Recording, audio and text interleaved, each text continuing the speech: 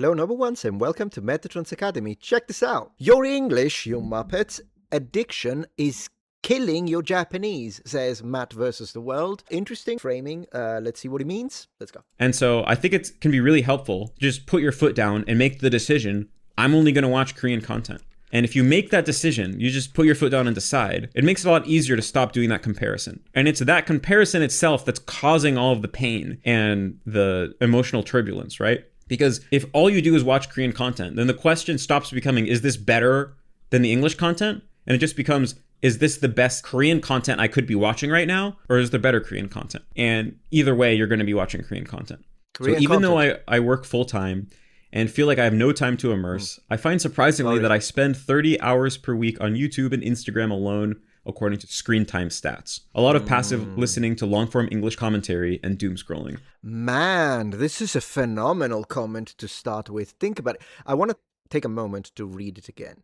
Daniel Kim. Oh gosh, as an answer to all the people that say I don't have the time. Oh, I would love to learn this language and get to fluency. I would have done it by now, but I don't have the time. Check this out. Even though I work full time and feel like I have no time to immerse, I find surprisingly that I spend 30 hours per week on YouTube and Instagram alone, according to screen time stats. So brother, it really is a matter of priority, isn't it? I love the beginning of this video already, because at the end of the day, this is real. Every time we say, I don't have the time, it's an excuse and we need to stop saying it. And I myself am guilty of it. I am guilty of it up to, not too much. I mean, I don't spend a lot of time on language learning, but recently with a newborn baby, with, all the other things, I passed my US citizenship test. So that required a lot of time to study, of course, and then all the channels that I run. I bet if I could see this, how many hours per week I spend doing something like doom scrolling. Maybe, doom scroll, I don't do it on Facebook anymore. I stopped. I feel like a former addict. I stopped. I do it on X, but then again, I post on X and I make money. So that is work. When I scroll through things, I find something, save it for later, and then I post. It's work, I'm making money. I 100% guarantee that there are videos that I watched in English and I could have watched something else in Mandarin. We need to be honest with ourselves. Don't lie to yourself. When you say that you don't have time, you gave time to something else. These are mostly subconscious, coping, distracting behaviors that default to English. And unfortunately, the topics I'm interested in are much better in English. Geopolitics, language learning, comedy. Do you have any tips to change the default coping content to the target language? My roadblocks are that I find a lot of content I get fed in my Korean-only YouTube account to be uninteresting. Couple vlogs, interviewing cooked bachelors, comedians interviewing idols, Korean looks maxing, etc. I tried a YouTube channel that does geopolitical commentary, but it's not as good, and every time I hear a string of transliterated English proper nouns, I feel like what I'm doing is silly. I think a lot of people feel something very similar, including me. This is something that I struggle with too. So first of all, it sounds like you've barely gone past the first layer of Korean YouTube. And the first layer of YouTube for most people is always going to suck. Like imagine if you just made a brand new English YouTube account. What you would get recommended at first was like generic English news that you probably don't care about, like Mr. Beast related content, pop music content, celebrity news, garbage. Some people are going to like that stuff, but there's a good chance that if you're finding all these types of content you're describing as like not what you're interested in, there's a good chance that even on default English YouTube, you wouldn't find that interesting either. So you have to kind of dig to find the content that you actually like. So what I think about it is you don't have to actually do this. You can do this as a thought experiment, but if you go and get on a train in Korea, there's going to be Korean people of all walks of life, all age, riding that train. And so there are going to be smart, educated adult men watching YouTube. What are they going to be watching, right? Are they going to be watching these looks maxing videos and like idols doing new workouts? Some of them will, but probably not. They're probably going to be watching some kind of intellectual content or people talking about intellectually stimulating ideas. You just have to go and find what those are, because that's not going to be the default first thing that YouTube recommends to you. That's actually very good advice. Don't rely on the algorithm slop. It's interesting how we are kind of latching on two different aspects of what is comment. His comment was very dense in a positive sense. So he's latching on to what probably, the kind of YouTube content that you found is not interesting to you. You're going to spend some time. And I would say out of those 30 hours a week, you probably don't need to spend more than 2 hours to really sit down, find the stuff you like for later, save them, and then you can watch them. Maybe even a movie. I enjoy the idea of watching a movie. There is a lot of conversation back and forth. Usually you can turn on subtitles. So movies are great. Movies are fantastic if you are into the movies, that is, but whatever. But for me, instead, the focus would be the loss of time. 30 hours, it's a fantastic slap in the face to wake up when it comes to the idea of people saying, I don't have time. We're focusing on two different aspects of this, which means this is a really good topic of conversation within the language space. And so you have to go and find out what those are. You shouldn't just try to replicate your English interests in Japanese. Right. You should try to kind of find new interests that are unique to the target language. For me, like this is some of, like I mentioned, I spent a lot of time watching Japanese YouTube this week when I was sick in bed. Okay. And a lot of what I was watching is stuff that I wouldn't watch in English, but I still really like. For example, I have an interest in Japanese literature. I don't really like reading Japanese literature that much, but I like the concepts of Japanese literature. Like I have the intellectual curiosity of like, what do the most famous and like well-regarded Japanese authors write about? What are the topics that have like persisted throughout time? What did they do that made them so famous? Like, what did they do with the Japanese language that was unique? For example, that's kind of interesting from an anthropological standpoint. What do the Japanese as a whole find interesting, or when it comes to higher percentages of the population? I always really liked Murakami Haruki. Oh, yeah. I haven't really read him in a long time, although watching these videos have made me want to try reading him again for the first time in many years. I stumbled across a lot of videos of Japanese people talking about Murakami Haruki and discussing what makes him unique and how the topics that he wrote about changed throughout his career. You know, there's lots of people analyzing Murakami Haruki in English, but those people haven't actually read his original writing. And part of what I found so fascinating was the specific way he used the Japanese language. So I want to hear Japanese people that actually read it in the original and compare it to other literature written in Japanese. It's very interesting. For me, I guess it depends. I do tend to watch content both in English and in Japanese or in Mandarin. Like one thing I absolutely love, guys, I love it. I don't know what to tell you. Maybe I need professional help, but I love watching people play horror games, like the Let's Players, but I love doing it in multiple languages because then I learn expressions that have to do that pertain to the gaming world. Not necessarily only, like I'm not talking about whatever kiting or whatever expression you use in that it's gaming only, but I am actually talking like a tank, a DPS, glass cannon. I'm not talking just about that, but I'm talking about expression, like what on earth is happening and stuff like that. But then it's how would they say it? And then I hear a native use it. So I love it. But then again, neither of these languages is my first language, right? So this is probably why we're having this distinction, because of course for Matt versus Japan, English is the first language. For me, it's not. For me, it's like my second and third or second and fourth. I'm not trying to flex on the number of languages. It doesn't matter. I'm just saying, would I watch the same stuff in Italian? Probably not. I would not watch Let's Players playing horror video games in Italian. Man, I just realized that. This is interesting. This is like therapy for me, figuring out my own thought processes. And hear them talk about their analysis of it, especially people that like do this for a living and can do that at the highest level. Listening to that was really fascinating for me. Some of the analyses I heard of Murakami Haruki, I'd never like thought about those perspectives myself. And another example is, you know, overall, I'm not like the biggest fan in the world of Japanese comedy, but Japanese comedy is actually really broad.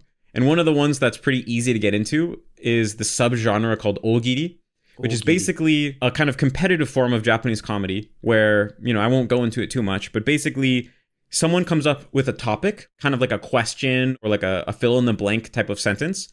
And then a bunch of comedians compete to try to see who can fill in the blank or answer the question in the funniest way possible. And they'll do this like back to back to back. So they'll try to be like, how many unique answers can you squeeze out of one question or one? Kind of sounds like a more sophisticated version of stand-up comedy. Fill in the blank. It's nothing like American comedy, but it's still pretty funny. The longer that you spend in the language, the more you discover these unique things that you like. Yes. And then you become invested in it. It kind of takes an upfront investment to kickstart this process of finding the things that you're going to like.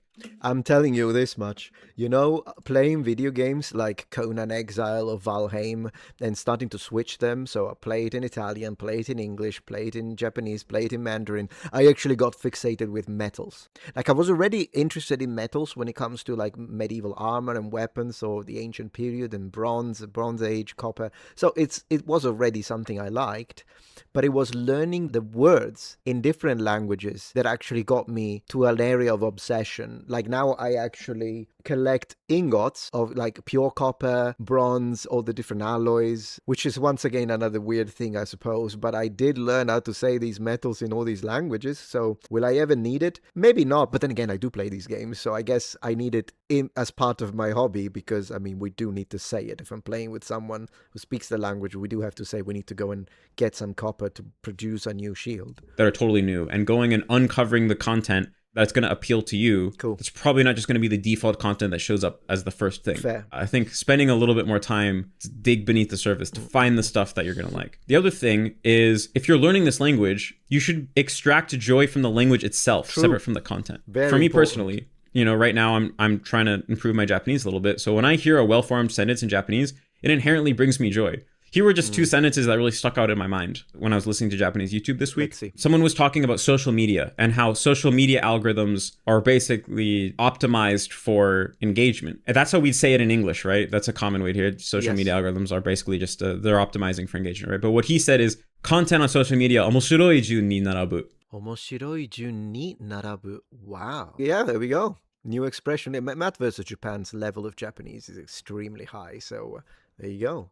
面白い順に並ぶ. That's the specific expression he used, which literally means, narabu means to line up and get in line. So he's basically saying like posts on social media get in line in order of how omoshiroi they are, which basically means like how entertaining they are. Yes. And that's just like a way to conceptually frame the same basic idea in a way that I never would have thought of. And it's one of those expressions that you have to learn for natives, because otherwise you will just try to say it in the way you say it in your own language, which basically ends up creating a skin. You're not actually speaking Japanese, you're speaking English with a skin of Japanese, which is not true proficiency. Phenomenal. I like that expression. I'll write it down. So I was like, oh, that's a really good expression. Like I could use that myself. Yeah. I got a little joy just hearing that creative use of Japanese, creative but still natural use of Japanese. Yeah. Another one is in the same video that I just talked about, Ogiri, like Matsumoto Hitoshi, which is like one of the most famous comedians in Japan, was making fun of the other guy who's really bad at this particular form of comedy.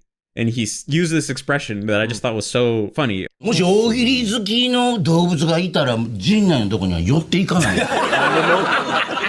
Which is like a really ridiculous thing to say. But he was like, if there was an animal that liked comedy, this animal wouldn't go anywhere near you. He's basically just saying like, you're not funny. It's more funny in Japanese because nani nani zuki no dobutsu is like kind of something you would say of like, this dog loves this type of meat or something, right? So if he smells this type of meat, he's naturally going to go towards you. But just framing it in this thing of like, yeah, if there was an animal whose favorite thing was this particular form of comedy, then this animal wouldn't go anywhere near you. That's because funny, you're not funny. You can't really translate the humor, but it's just like a super creative way of like, how would you even think? That's true. How would you even think, well, that guy's a pro? I wonder if he had prepared it before, because that's quite articulate, isn't it? To say that. I inherently get joy about that because first of all, like speaking this language, I'm viewing it almost like a sport that I participate in myself. If you care about and appreciate the language, then listening to articulate native speakers should feel like you're basically watching Olympic athletes compete in your favorite sport. That's excellent analogy. I would say, of course, all of this is for very advanced learners. I mean, I guess there's nothing wrong with learning some very specific special expressions that are very high level, even though your general level is still intermediate. I personally wouldn't do it if you're a beginner, because then you're going to say one sentence or one expression extremely well, but then you're going to butcher everything around it. I mean, get the basics first, but unless you're having fun with it. Because remember, fun is the catalyst. If it's fun to you to learn while you're still struggling to get a freaking simple sentence out, but it is really fun for you to learn how to say single-celled organism or photosynthesis, then do it. You know, as long as it keeps you, as long as it doesn't frustrate you, and as long as it doesn't become your only focus, and you know how to say photosynthesis in Japanese, but then you don't know how to say I'm hungry, then there is a bit of a problem of prioritization. But if it's something that keeps you engaged with the language, then by all means do it. On one hand, you can just marvel at the greatness. Yes. And there's a certain joy that comes from that. Yeah. And there's the perspective of like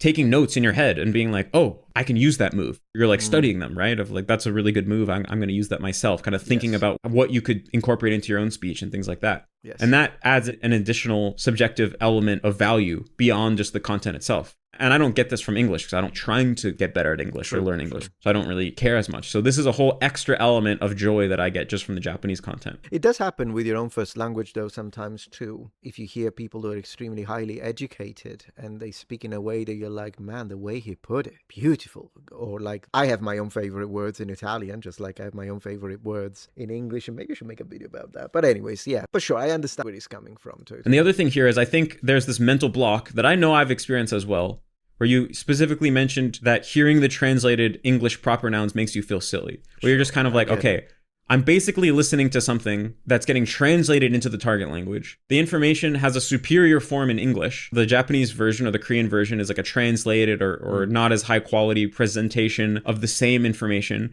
and I understand it less. So I'm just having an inferior experience. Yes. I could go watch first class content in English and like enjoy it all the way and understand it effortlessly, or I could struggle to understand this kind of shittier version of it. And so then you just feel like, this is stupid. Why am I watching this inferior version? But the thing is, you're not just trying to absorb snippets of information. If all you cared about is, I need information, then yeah, go watch the English, whatever. But Good point. It's language learning. You have to remind yourself that it's language learning. You're trying to get better at Korean. Yeah. That's the whole point of this whole thing, right? That's why you're here in this community, why we're talking about this. You want to be able to understand and converse yourself about these topics in Korean. Watching the Korean version is what's aligned with your goals. That's what's going to make you better understanding Korean, better at talking about these topics yourself, because you're going to learn how they're going to talk about in Korean. It's going to make understanding Korean more effortless. So why would you feel silly about that? Like, you should feel silly about doing it in English when that's not what's aligned with your goals. And you should feel silly about doing it in English during study time, because otherwise during your off time, I mean, you can do it.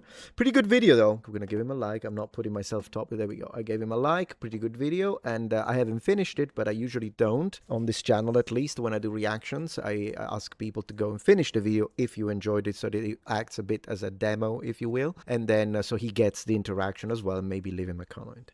Let me know what you think and if you agree, and thank you for watching and joining Metatron's Academy.